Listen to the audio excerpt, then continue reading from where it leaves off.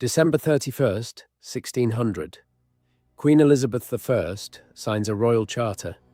It is a single sheet of parchment, and it will create the most powerful corporation in the history of the world.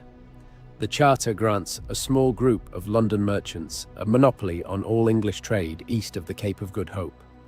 Everything: spices, silk, tea, opium, cotton. Every ship, every port, every transaction. All of it belongs to one company. They call it the Governor and Company of Merchants of London Trading into the East Indies. History will remember it as the East India Company. Over the next 250 years, this company will do things no corporation has done before or since. It will build its own army, larger than the British Army itself. It will conquer an entire subcontinent. It will overthrow kings. It will control the drug trade across Asia. It will govern 200 million people. It will cause famines that kill millions, and it will generate profits so vast that it will reshape the global economy. Beat, music drops. The East India Company was not a government. It was a business. It had shareholders, a board of directors, and quarterly earnings reports. And yet, at its peak, it controlled half the world's trade and ruled a territory 50 times the size of England. This is the story of the company that became a country, and the warning it left behind, that when profit has no limit, neither does power.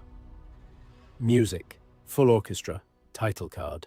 To understand why a group of merchants became more powerful than most empires, you have to understand one thing: spices. In the year 1600, spices were not a luxury. They were a currency. Pepper, cloves, nutmeg, cinnamon, these were worth more by weight than gold. A single sack of pepper could buy a house in London. Nutmeg from the Banda Islands sold for a markup of 60,000% by the time it reached a European dinner table. The reason was simple.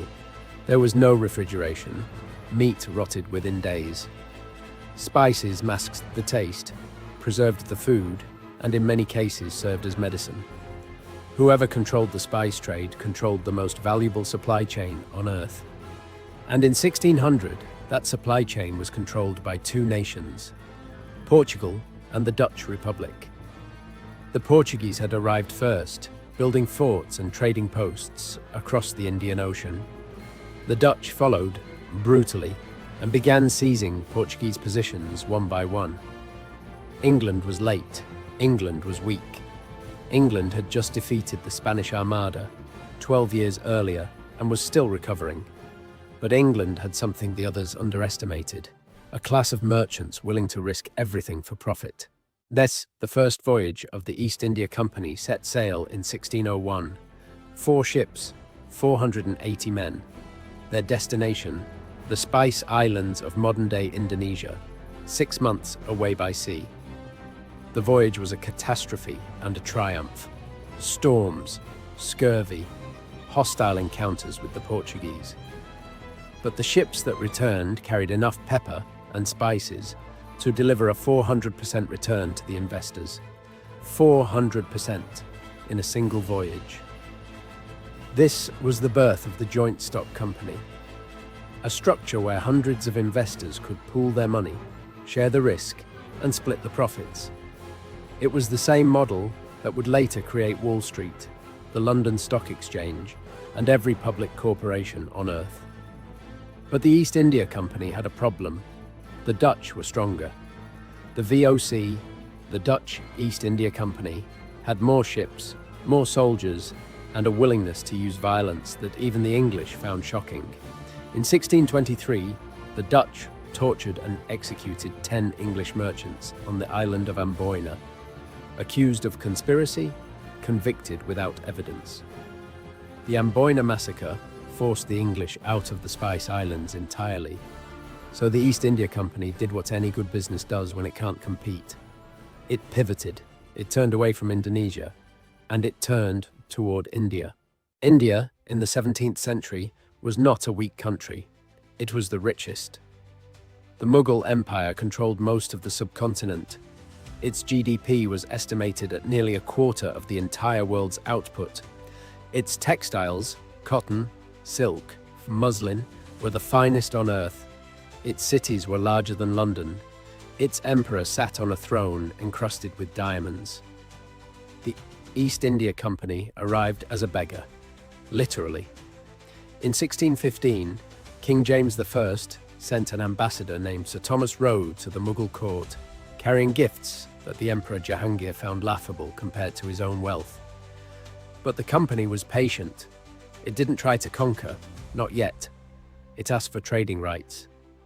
Small warehouses, a few ports, Surat, Madras, Bombay, which the English crown received as a wedding gift when Charles II married a Portuguese princess. The company set up trading posts they called factories. They hired local brokers. They learned the languages. They integrated into the existing system. And every year, the ships sailed back to London, heavier than the year before. The transformation from trader to conqueror happened gradually. And then, all at once, the Mughal Empire began to fracture in the early 1700s. Regional governors, nawabs, declared independence. Rival kingdoms fought each other. The central authority in Delhi collapsed. The East India Company saw opportunity. It had been quietly building something no trading company should have: a private army. They called them sepoys, Indian soldiers, trained and equipped in European style, commanded by British officers. By 1750, the company's army was larger than the military forces of most European nations. And then came the battle that changed everything. Plassey, June 23rd, 1757. Robert Clive, a former clerk turned military commander, led 3,000 men against the Nawab of Bengal's army of 50,000. It should have been a massacre. But Clive had done something more effective than fighting. He had bribed the Nawab's generals. The battle lasted less than a day. The Nawab's own commanders refused to fight. Bengal, the richest province in India, with more people than all of England, fell to a trading company. After Plassey, the company didn't just trade in Bengal, it collected taxes. It administered justice. It printed money. It was, in every meaningful sense, the government. Think about what had happened. A corporation, accountable to its shareholders in London, now ruled over 30 million people. It set the tax rates. It controlled the courts. It maintained an army. It waged wars, not for king and country, but for profit margins. And the profits were staggering. After Plassey, Robert Clive personally looted what today would be worth over $250 million. The company's stock price doubled. Dividends flowed to investors in London who had never set foot in India and never would. But the company wanted more, always more. It expanded from Bengal into Mysore, into the Maratha Confederacy, into Punjab. Each war was justified as defensive. Each conquest opened new revenue streams. By 1800, the East India Company controlled most of the Indian subcontinent. Its private army numbered 200,000 soldiers, twice the size of the British Army. It governed a population of 200 million people, a joint stock company with a board of directors running a continent. The price of the company's empire was paid by the people it ruled. In 1770, Bengal, the jewel of the company's territory, suffered a famine. The monsoon failed. The rice crop withered. In any normal year, the government would have reduced taxes, opened granaries, organized relief. The East India Company did none of these things. It maintained its tax demands at full rate. It continued exporting rice and grain from Bengal to feed its other operations. Company officials hoarded grain to drive up prices, selling food at inflated rates while people starved in the streets.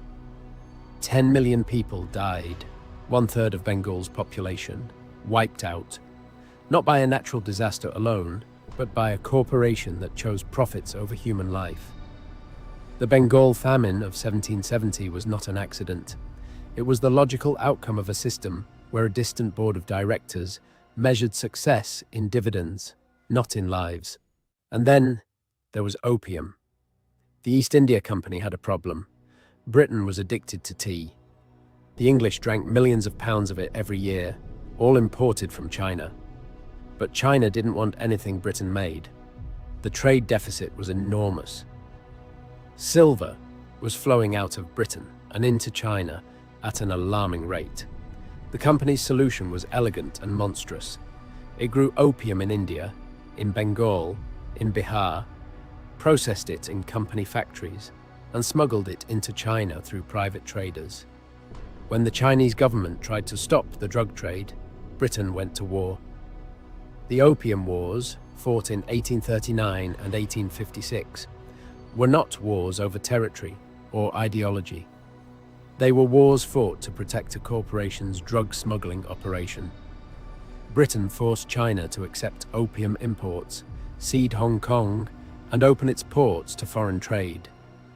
A nation of 400 million people brought to its knees so that a London corporation could balance its books. By the mid-1800s, the East India Company had become too dangerous, even for the empire that created it. In 1857, the sepoys, the Indian soldiers, who had been the backbone of the company's army, revolted. The immediate cause was a rumor that new rifle cartridges were greased with cow and pig fat, offensive to both Hindu and Muslim soldiers.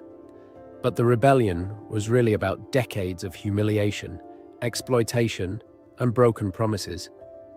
The Sepoy Mutiny spread across northern India. Delhi was seized. British officers and their families were killed. The company's grip on the subcontinent cracked. Britain crushed the rebellion with extraordinary violence. But the damage was done. The company had proven that it could not be trusted to govern.